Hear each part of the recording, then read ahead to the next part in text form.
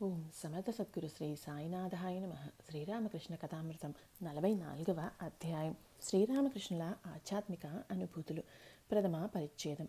భక్తులతో దక్షిణేశ్వరంలో శ్రీరామకృష్ణులు. ఆదివారం ఆగస్టు 9, 1885. శ్రీరామకృష్ణులు దక్షిణేశ్వరంలో తమ గదిలో కూర్చొని ఉన్నారు. రాకాల్, మా ద్విజుడు తండ్రి తదితర భక్తులు అక్కడ ఉన్నారు. అప్పుడు సమయం మధ్యాహ్నం దాదాపు 4 గంటలవుతోంది.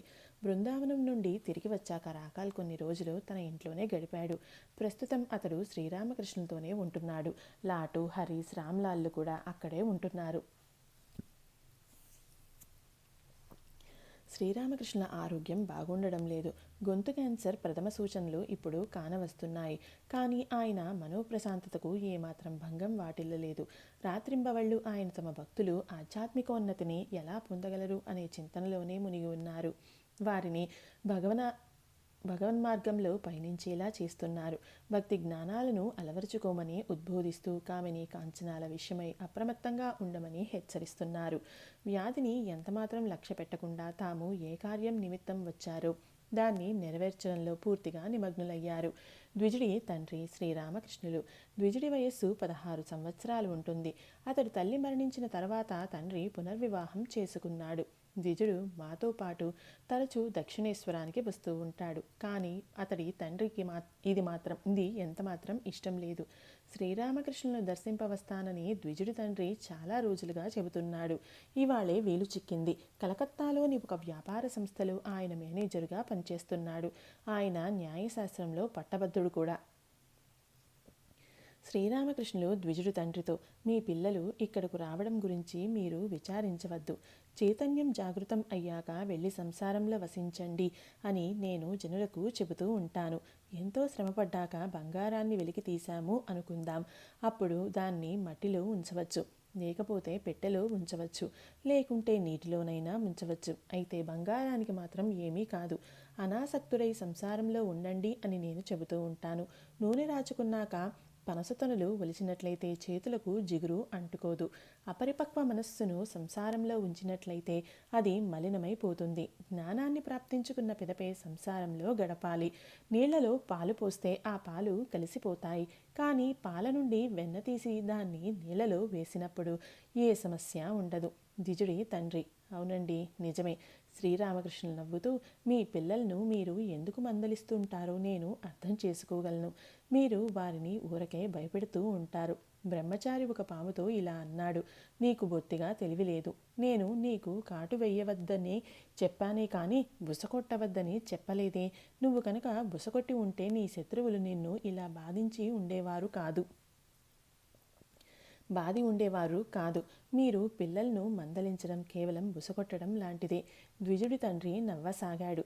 సజ్జనుడైన కుమారుడు కలగడం తండ్రి చేసుకున్న పుణ్యాన్ని సూచిస్తుంది.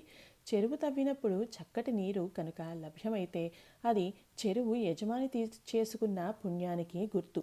కుమారుణ్ణి ఆత్మజుడు, తండ్రే కుమారుని రూపంలో తిరిగి జన్మించినవాడు అని అర్థం అంటారు. మీకు మీ కుమారుడికి ఎలాంటి తేడా లేదు. ఒక విధంగా మీరే మళ్ళీ మీ కుమారుడిగా జన్మించారు.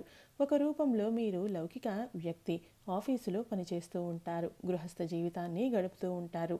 మరో రూపంలో అంటే మీ కుమారుడి రూపంలో మీరు భక్తుడిగా ఉంటున్నారు. మీరు పూర్తిగా లౌకిక ప్రవృత్తి కలవారని విన్నాను.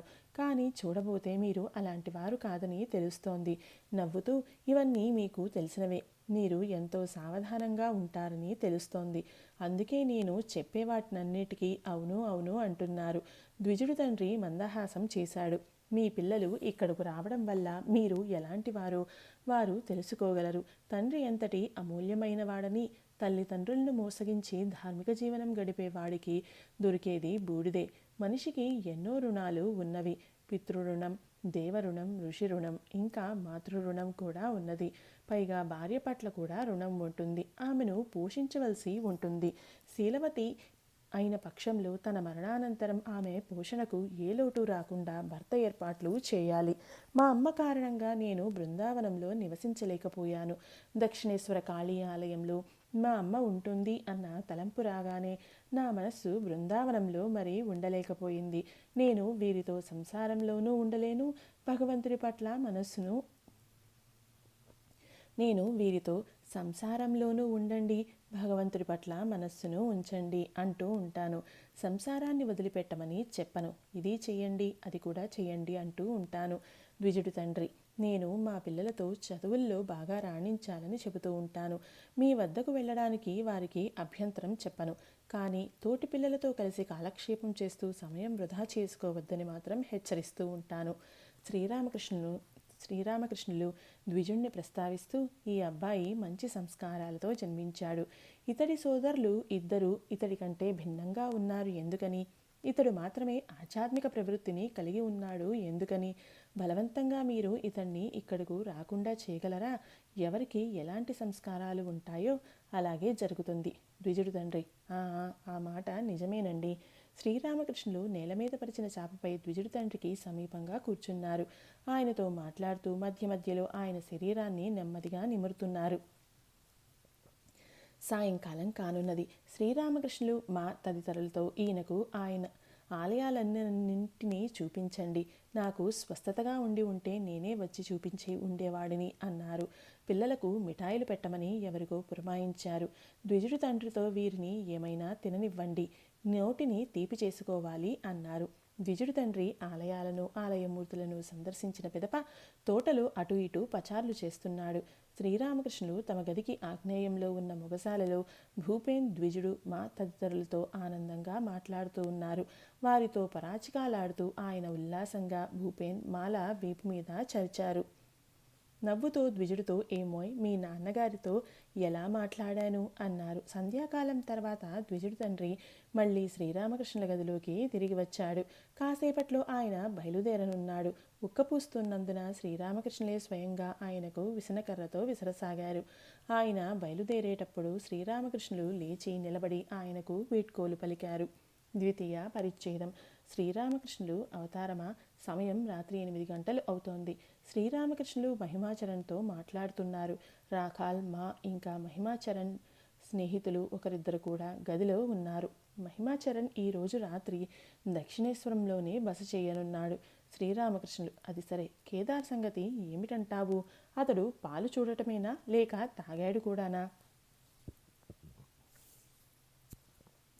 మహిమ: అతడు దివ్యానందాన్ని అనుభవిస్తున్నాడు.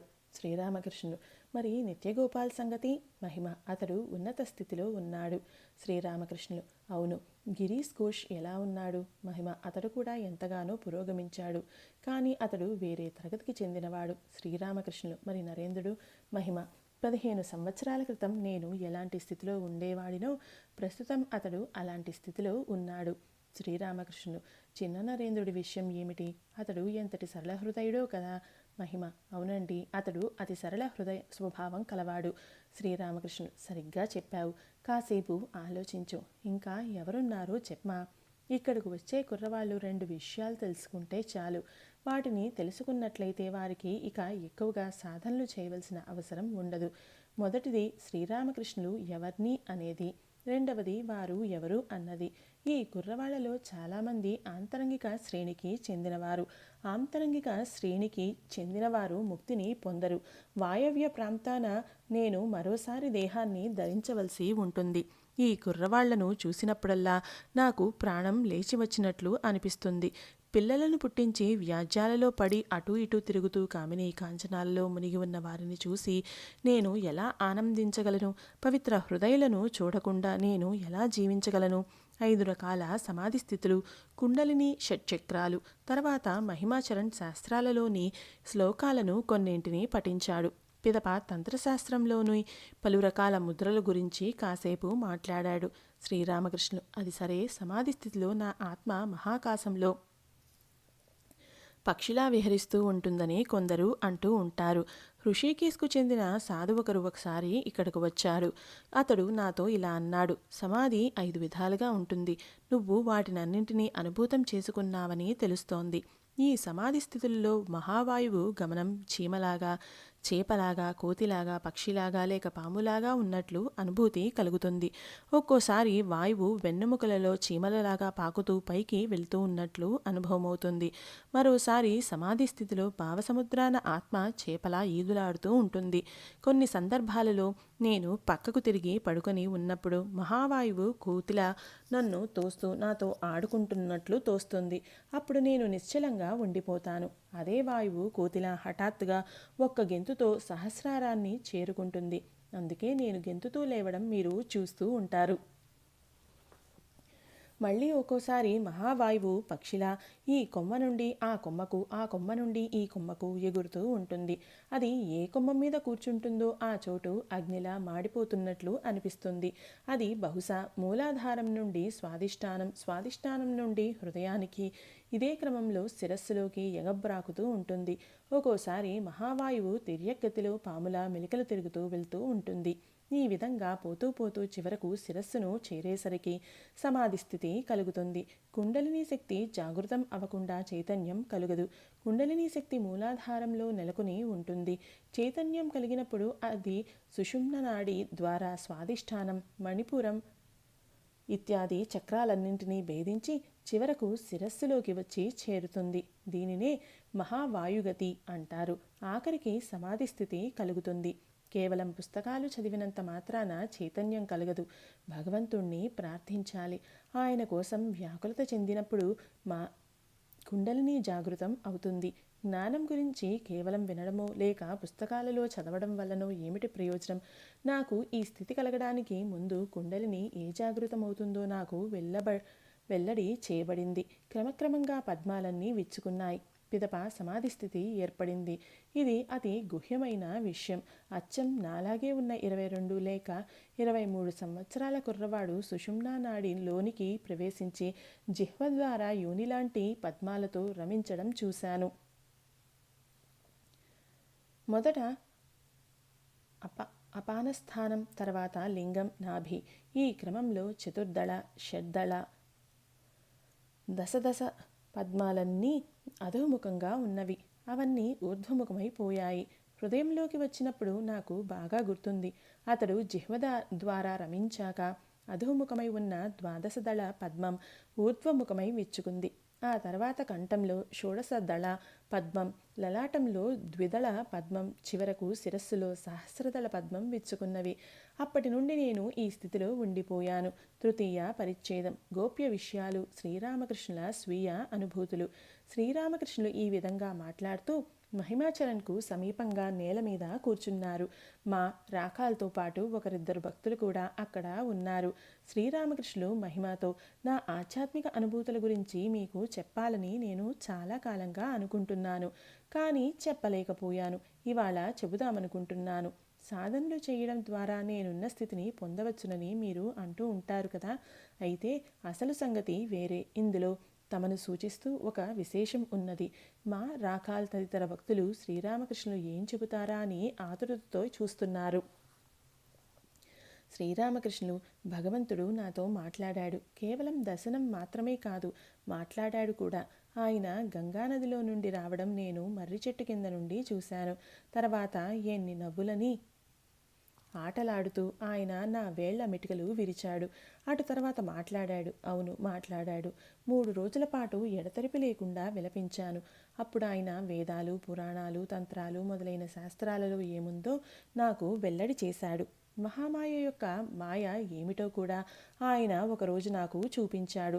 గదిలో చిరుజ్యోతి ఒకటి క్రమక్రమంగా పెరగసాగింది. చివరకు ఆ జ్యోతి యావత్తు జగత్తును ఆవరించింది. ఇంకా నాచుతో కప్పబడిన ఒక పెద్ద చెరువును ఆయన చూపించాడు. గాలికి నాచు కొద్దిగా పక్కకు తొలగింది. తక్షణమే నీరు కానవచ్చింది. కానీ చూస్తుండగానే నలువైపుల నుంచి నాచు నాట్యం చేస్తూ వచ్చి మళ్ళీ నీటిని కప్పివేసింది. నీరు సచ్చిదానందం వంటిదని, నాచు మాయ వంటిదని ఆయన నాకు వెల్లడి చేశాడు. మాయ కారణంగా సచ్చిదానందం కానరావడం లేదు. ఒక్కోసారి కనిపించినా అది లిప్తకాలం మాత్రమే. మళ్ళీ అది మాయతో ఆచ్ఛాదితమై పోతుంది.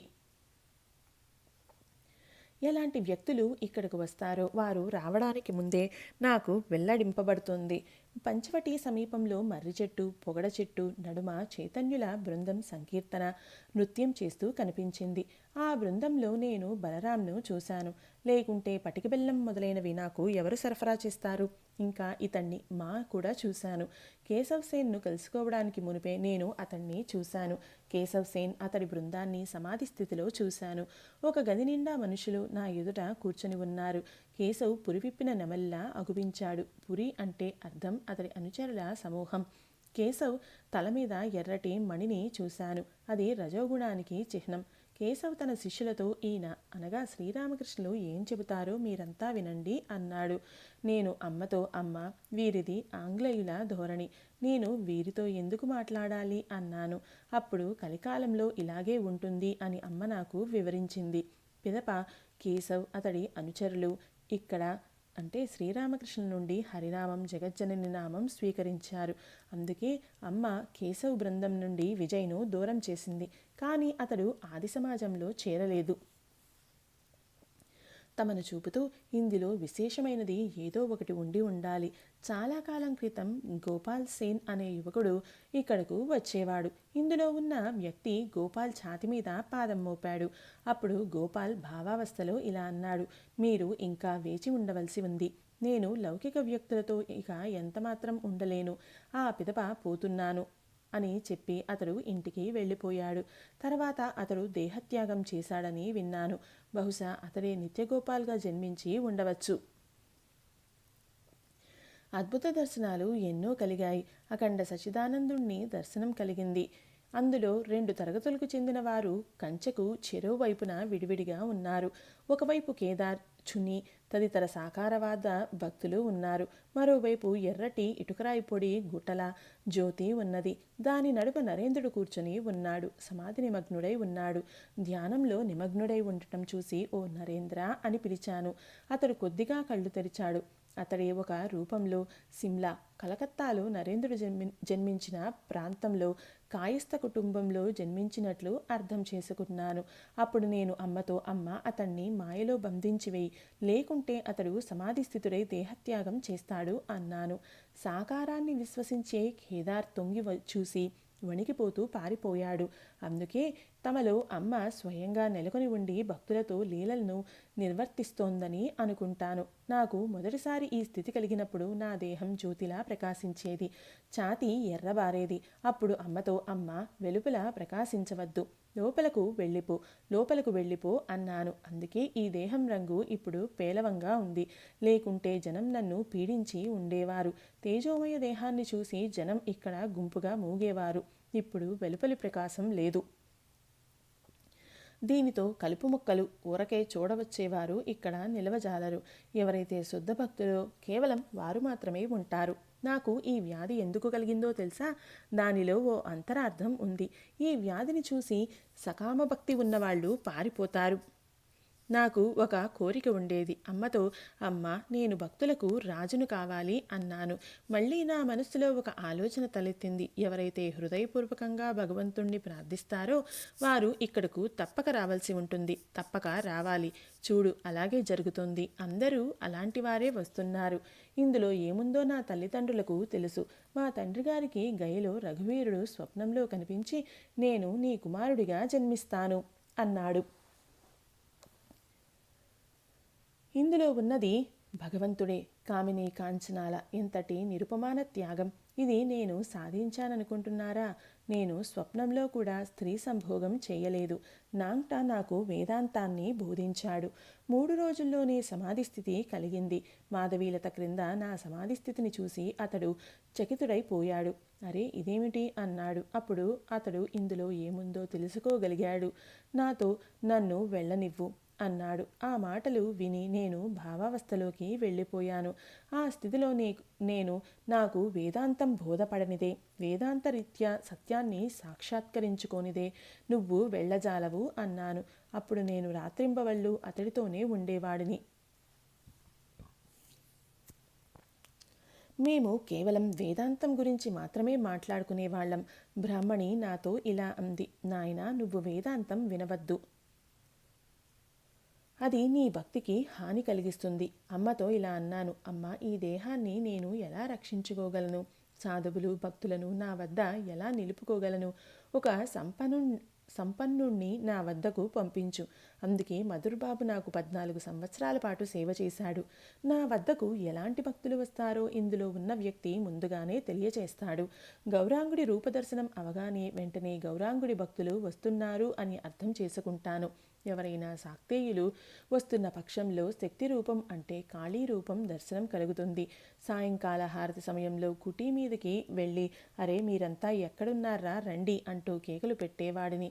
చూడు, ఇప్పుడు అందరూ ఒక్కొక్కరుగా వచ్చి చేరుతున్నారు. ఇందులో స్వయంగా భగవంతుడే విరాజిల్లుతున్నాడు. ఆయనే స్వయంగా భక్తులందరితో పనిచేస్తూ ఉన్నాడు. ఒక్కో భక్తుడు ఎంతటి అద్భుత స్థితిలో ఉన్నాడని చిన్న నరేంద్రుడికి కుంభకం దానంతటా అదే ఏర్పడుతుంది. పిదప సమాధి స్థితి కలుగుతుంది. ఒక్కోసారి 2.5 గంటల పాటు, మరికొన్నిసార్లు ఇంకా ఎక్కువసేపు సమాధి స్థితిలోనే ఉంటాడు. ఎంత ఆశ్చర్యకరం! ఇక్కడ అన్ని రకాల సాధనలు జరిగాయి. జ్ఞానయోగం, భక్తియోగం, కర్మయోగం. ఆయస్సు పెంపొందించుకునే నిమిత్తం హఠయోగం కూడా అభ్యసించాను. ఇందులో మరో వ్యక్తి ఉన్నాడు. లేకుంటే సమాధి స్థితి పిదప భక్తిని ఆశ్రయించుకుని భక్తులతో ఎలా వసించగలను? కువర్ సింగ్ ఇలా అనేవాడు, సమాధి స్థితి అనంతరం తిరిగి వచ్చిన వ్యక్తిని నేను ఎన్నడూ చూడనే లేదు. మీరు సాక్షాత్తు గురునానకే. నలువైపులా లౌకిక వ్యక్తులు, నలువైపులా కామినీ కాంచనాలు, వీటన్నిటి మధ్య వసిస్తూ కూడా నా మనోస్థితి ఇలా ఉంది. సమాధి స్థితి, భావావస్థలు నిరంతరం నెలకొనే ఉన్నాయి.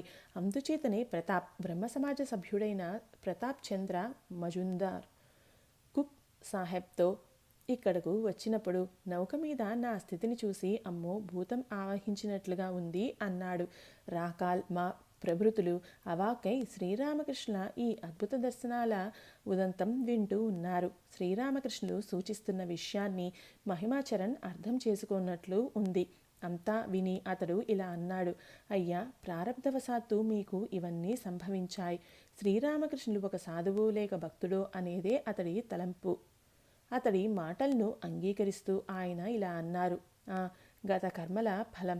అనేక భవంతులు కలిగి ఉన్న సంపన్నుడి లాంటి వాడు భగవంతుడు. ఇది ఆయనకు కచ్చేరి చావడి లాంటిది. భక్తుడు భగవంతుడి కచ్చేరి చావడి. చతుర్థ పరిచ్ఛేదం. బ్రహ్మచక్రం. నిశీధులు అనాహత శబ్దం. సమయం రాత్రి 9 గంటలవుతోంది. శ్రీరామకృష్ణులు చిన్న మంచం మీద కూర్చొని ఉన్నారు. శ్రీరామకృష్ణుల సమక్షంలో బ్రహ్మ చక్రం తంత్రశాస్త్రాలకు సంబంధించింది వేయాలన్నది మహిమాచరణ్ ఇచ్చ. అతడు రాకాల్, మా కిశోరి ఇంకా ఒకరిద్దరు భక్తులతో నేల మీద చక్రం వేశాడు. వారందరినీ ధ్యానించమని చెప్పాడు. రాకాల్ భావావస్థలోకి వెళ్ళిపోయాడు. శ్రీరామకృష్ణులు లేచి అతడి ఛాతి మీద చేయి వేసి జగజ్జనని నామాన్ని ఉచ్చరించసాగారు. రాకాల్కి బాహ్యస్పృహ కలిగింది. సమయం రాత్రి 1 గంట కావస్తోంది. నేడు కృష్ణపక్ష చతుర్దశి. 4 వైపులా దట్టంగా చీకటి అలుముకొని ఉంది. ఒకరిద్దరు భక్తులు గంగానది గట్టున పచార్లు చేస్తూ ఉన్నారు. శ్రీరామకృష్ణులు లేచి బయటకు వచ్చారు. భక్తులతో ఇలా అన్నారు, ఈ సమయంలో, ఇలాంటి నిశీధి సమయంలో అనాహత శబ్దం వినవస్తుందని నాంగ్టా అనేవాడు. తెల్లవారుజామున మహిమాచరణ్, మాలు ఇద్దరు శ్రీరామకృష్ణుల గదిలో నేలపైనే పడుకొని ఉన్నారు. రాకాల్ మడత మంచం మీద పడుకొని ఉన్నాడు. మధ్య మధ్యలో శ్రీరామకృష్ణులు 5 సంవత్సరాల బాలుడి వలె దిగంబరంగా గదిలో పచార్లు చేస్తూ ఉన్నారు. సోమవారం ఆగస్టు 10. ప్రాతకాలాన శ్రీరామకృష్ణులు జగజ్జనన నామాన్ని ఉచ్చరిస్తూ ఉన్నారు. పశ్చిమాన ఉన్న మొగసాలలోకి వెళ్ళి గంగామాతను దర్శించారు. గదిలోని దేవీ దేవతల పటాలన్నింటి వద్దకు వెళ్ళి వాటికి నమస్కరించారు. భక్తులు లేచి ఆయనకు ప్రణామం చేసి కాలకృత్యాలు తీర్చుకోవడానికి వెళ్లారు. కాసేపటి తర్వాత శ్రీరామకృష్ణులు పంచవటికి వెళ్ళి ఒక భక్తుడితో మాట్లాడసాగారు. అతడు స్వప్నంలో చైతన్యదేవులను దర్శించాడట. శ్రీరామకృష్ణుని పారవస్యంతో ఆహా ఆహా భక్తుడు, కానీ అది కేవలం స్వప్నం మాత్రమే కదండి. శ్రీరామకృష్ణులు, స్వప్నం ఏమైనా సామాన్య విషయం అనుకుంటున్నావా? శ్రీరామకృష్ణుల కళ్ళలో నీళ్లు తిరిగాయి. గొంతు గద్గదమైంది. ఒక భక్తుడికి జాగ్రత్తావస్థలో దివ్యదర్శనం కలిగింది అన్న విషయం విని ఆయన, అందులో ఆశ్చర్యం ఏముంది? ఇటీవల నరేంద్రుడు కూడా భగవద్రూపాలను దర్శిస్తున్నాడు అన్నారు. మహిమాచరణ్ స్నానాదులు పూర్తి చేసుకుని కాళీ ఆలయానికి పశ్చిమంగా ఉన్న ద్వాదశ శివాలయాల్లోకి ఒక దాంట్లోకి వెళ్ళి ఏకాంతంలో వేదపఠనం చేస్తూ ఉన్నాడు. సమయం 8 గంటలు అవుతోంది. మా గంగా స్నానం చేసి శ్రీరామకృష్ణుల వద్దకు వచ్చాడు. బాగ్బజార్కు చెందిన బ్రాహ్మణ వితంతువు కూడా ఆయన దర్శనార్థం వచ్చింది. శ్రీరామకృష్ణులు బ్రాహ్మణితో, ఇతడికి అనగా మాకు తినడానికి ప్రసాదం ఇవ్వవమ్మా, గూట్లో పూరి ఉండాలి చూడు. బ్రాహ్మణి, ముందుగా మీరు స్వీకరించండి, తర్వాత అతడు తింటాడు. శ్రీరామకృష్ణులు మాతో, నువ్వు ముందుగా జగన్నాథుని ప్రసాదం పుచ్చుకో, తర్వాత ప్రసాదం ఆరగించు. ప్రసాదం స్వీకరించాక మా శివాలయాలకు వెళ్ళి దైవ దర్శనం చేసుకున్నాడు. మళ్ళీ శ్రీరామకృష్ణుల వద్దకు వచ్చి ప్రణామం చేశాడు. బయలుదేరడానికి సిద్ధమయ్యాడు. శ్రీరామకృష్ణులు ఆప్యాయంగా, నువ్విక బయలుదేరు, మళ్ళీ నీ పని కోసం వెళ్ళవలసి ఉంది కదా. పంచమ పరిచ్ఛేదం. శ్రీరామకృష్ణుల మౌనవ్రతం. సర్వము మాయే. మంగళవారం ఆగస్టు 11. శ్రీరామకృష్ణులు తమ గదిలో కూర్చొని ఉన్నారు. ఉదయం 8 గంటల నుండి ఆయన మౌనవ్రతం పాటిస్తున్నారు. ఆయన వ్యాధి ప్రారంభమైంది. అనతి కాలంలోనే తాము దేహత్యాగం చేసి మళ్ళీ జగన్మాత ఒడిలోకి వెళ్ళిపోతానని ఆయన ఎరిగినట్లు ఉన్నారు. అందుకేనా మౌనం పాటిస్తున్నారు. ఆయన మౌనాన్ని చూసి శారదామాత విలపిస్తున్నారు. రాకాల్, నాటూలు కూడా విలపించారు. బాగ్బజార్కు చెందిన బ్రాహ్మణి వచ్చి ఉంది. ఆమె కూడా శ్రీరామకృష్ణ అనూహ్య మౌనాన్ని చూసి కంటనీళ్లు పెట్టుకుంది. భక్తులు మధ్య మధ్య ఆయన్ను, ఇక మీరు ఎల్లవేళలా మౌనం పాటిస్తారా అని అడిగారు. అందుకు ఆయన లేదు అన్నట్లు సైగ చేశారు. మధ్యాహ్నం 3 గంటలకు నారాయణ్ వచ్చాడు. అమ్మ నిన్ను చల్లగా చూడుగాక అని శ్రీరామకృష్ణులు అతన్ని ఆశీర్వదించారు. శ్రీరామకృష్ణులు మాట్లాడారన్న విషయాన్ని నారాయణ్ తక్కిన భక్తులందరికీ తెలిపాడు. రాకాల్ తదితర భక్తులు గుండెల మీద నుండి పెద్ద బరువు తొలగిపోయినట్లు ఊపిరి పీల్చుకున్నారు. వారందరూ గదిలోకి వచ్చి ఆయనకు సమీపంగా నేల మీద కూర్చున్నారు. శ్రీరామకృష్ణుల భక్తులతో, సర్వము మాయేనని అమ్మ నాకు చూపించింది. కేవలం ఆమె మాత్రమే సత్యం. తక్కినదంతా ఆమె మాయ యొక్క వైభవమే. మరో సంగతి కూడా వెల్లడైంది. భక్తులు ఎవరెవరు ఎంతవరకు పురోగమించారు అన్నది చూశాను. నారాయణ్ తదితర భక్తులు, అయ్యా అది కాస్త మాకు తెలియచేయండి. శ్రీరామకృష్ణులు, నిత్యగోపాల్, రాకాల్, నారాయణ్, పూర్ణుడు, మహిమా చక్రవర్తి వీరందరి గురించి తెలిసింది. షష్ఠ పరిచ్ఛేదం. గిరీష్, శశిధర్ ప్రభృతులతో శ్రీరామకృష్ణులు. ఆదివారం ఆగస్టు 16, 1885. శ్రీరామకృష్ణుల వ్యాధి గురించిన సమాచారం కలకత్తా భక్తులకు అందింది.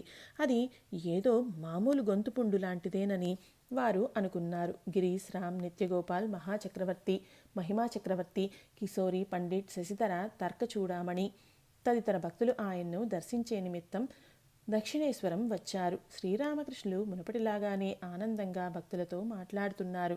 శ్రీరామకృష్ణులు, అమ్మకు నా వ్యాధి గురించి చెప్పలేను, అలా చెప్పడానికి సిగ్గుపడతాను.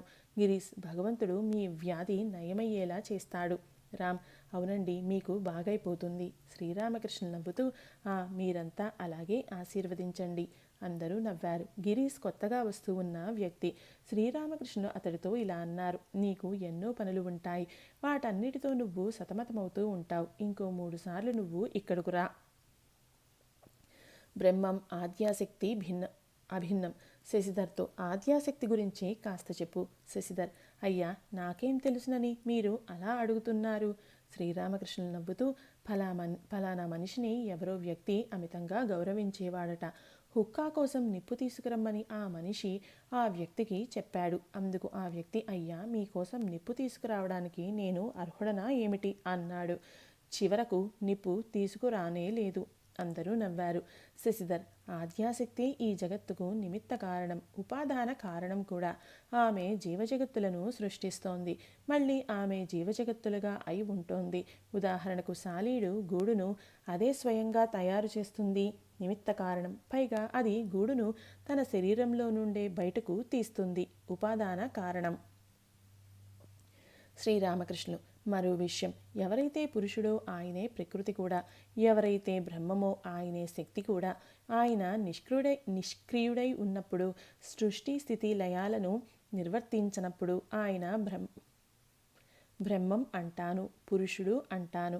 మళ్ళీ ఈ కార్యాలన్నింటినీ నిర్వర్తించేటప్పుడు ఆయన్ను శక్తి అంటాను. ప్రకృతి అంటాను. కానీ ఎవరైతే బ్రహ్మమో ఆయనే శక్తి, ఎవరైతే పురుషుడో ఆయనే ప్రకృతిగా అయి ఉంటాడు. నీరు స్థిరంగా ఉన్నప్పుడు నీరే, కదులుతూ ఉన్నప్పుడు నీరే. పాము మెలికలు తిరుగుతూ వెళ్ళినప్పుడు పామే, చుట్టుగా నిశ్చలంగా ఉన్నప్పుడు కూడా పామే. బ్రహ్మజ్ఞానాన్ని బోధిస్తూ సమాధి స్థితి, భోగలాలస, కర్మలు. బ్రహ్మం అంటే ఏమిటో నోటితో చెప్పలేం. అక్కడ నోరు మూతపడిపోతోంది. కీర్తనలో గాయకులు మొదట నిమాయి మేరా మత్వాలా హాతి, నా నిమాయి మదపుటేనుగులా నాట్యం చేస్తాడు అని అర్థం అని పాడతారు. ఇలా పాడుతూ చివరకు పూర్తి చరణం పాడలేరు, కేవలం హాతి అంటూ ఉంటారు. అటుపైన హాతి హాతి అంటూ ఆఖరికి కేవలం హా హా అని మాత్రమే పలుకుతారు. చివరకు అది కూడా పలకలేరు, పూర్తిగా బాహ్యజ్ఞానాన్ని కోల్పోతారు.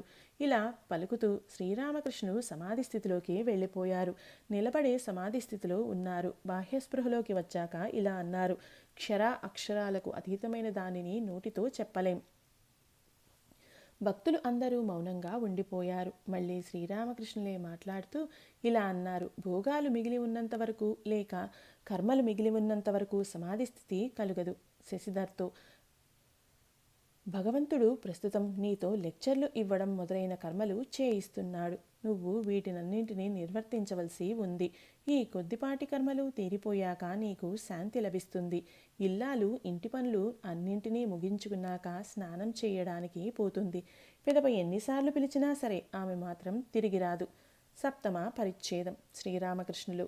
పండిత్ శ్యామపద భట్టాచార్య. గురువారం ఆగస్టు 27, 1885. శ్రీరామకృష్ణులు ఒకరిద్దరు భక్తులతో తమ గదిలో కూర్చొని ఉన్నారు. అప్పుడు సమయం సాయంత్రం 5 గంటలు అవుతోంది. భక్తులు వచ్చినప్పుడు ఆయన తమ వ్యాధిని ఏమాత్రం లక్ష్య పెట్టకుండా దాదాపు రోజంతా వారితో సంభాషించడం, గానం చేయడంలోనే మునిగి ఉంటారు. డాక్టర్ మధు శ్రీరామకృష్ణులకు చికిత్స చేస్తున్నాడు. అతడు తరచూ పడవలో కలకత్తా నుండి దక్షిణేశ్వరం వచ్చి ఆయనకు చికిత్స చేస్తున్నాడు. శ్రీరామకృష్ణ ఆరోగ్య విషయంలో భక్తులు చింతాక్రాంతులై ఉన్నారు. డాక్టర్ ప్రతిరోజు వచ్చి ఆయన్ను చూడాలి అన్నది భక్తుల ఆకాంక్ష. మా శ్రీరామకృష్ణులతో ఇలా అన్నాడు, అతడు బాగా అనుభవజ్ఞుడైన డాక్టర్, ప్రతిరోజు వచ్చి చూస్తే బాగుంటుంది. ఆంట్పూర్కు చెందిన పండిట్ శ్యామపద భట్టాచార్య వచ్చాడు. సంధ్యాకాలం కావడంతో అతడు సంధ్య వార్చుకునే నిమిత్తం గంగానది ఒడ్డున ఉన్న చాందినీ ఘాట్కు వెళ్ళాడు. సంధ్య వారుస్తూ అతడు అనేక అద్భుత దర్శనాలను గాంచాడు. తర్వాత శ్రీరామకృష్ణుల గదిలోకి వచ్చి నేల మీద కూర్చున్నాడు. శ్రీరామకృష్ణులు జగజ్జనని నామోచ్చారణ, ధ్యానం ముగించి తమ ఆసనం పైన కూర్చొని ఉన్నారు. మా కాలిపట్టా మీద కూర్చొని ఉన్నాడు. రాకాల్, లాటు తదితరులు గదిలోకి వస్తూ పోతూ ఉన్నారు. సప్తద్వారాల ఆవలమున్న రాజు దృష్టాంతంతో సమాధి స్థితి. శ్రీరామకృష్ణులు పండితుణ్ణి చూపిస్తూ, మాతో ఇతడు ఉత్తముడు. పండితుడితో నీతి విచారణ చేస్తూ పోయినప్పుడు మనస్సుకు ఎక్కడైతే శాంతి లభిస్తుందో అక్కడే పరబ్రహ్మం ఉన్నది. సప్తద్వారాలకు ఆవల రాజు వసిస్తూ ఉన్నాడు. మొదటి ద్వారం వద్దకు వెళ్ళి చూసేసరికి సుసంపన్నుడైన వ్యక్తి ఒకరు ఎంతో ఆడంబరంగా అనేకులతో పరివేష్టితుడై కూర్చొని ఉన్నాడు. రాజును దర్శించవచ్చినవాడు తన సహచరునితో, ఈయనేనా రాజు అని అడిగాడు. సహచరుడు ముసిముసి నవ్వులు నవ్వి కాదు అన్నాడు. రెండవ ద్వారం వద్ద ఇంకా తక్కిన ద్వారాల వద్ద రాజును చూడవచ్చినవాడు తన సహచరుణ్ణి అలాగే అడిగాడు. అతడు ఎంతగా ముందుకు వెళ్తే ఐశ్వర్యం కూడా అదేలా ఇనుమడిస్తోంది. హంగు ఆడంబరాలు కూడా అదేవిధంగా మిరుమిట్లు గొలుపుతున్నాయి. సప్తద్వారాలు దాటాక అతడు తన సహచరుణ్ణి మరి ఏమీ అడగలేదు. రాజుగారి అపార ఐశ్వర్యాన్ని చూశాక అతడికి నోరు పెగల్లేదు. స్థాణువైపోయాడు. రాజుగారు ఈయనే అని అర్థం చేసుకున్నాడు. ఈ విషయంలో మరే సందేహం లేదు. భగవంతుడు, ఈశ్వరుడు, ఆధ్యాత్మ రామాయణం. పండితుడు.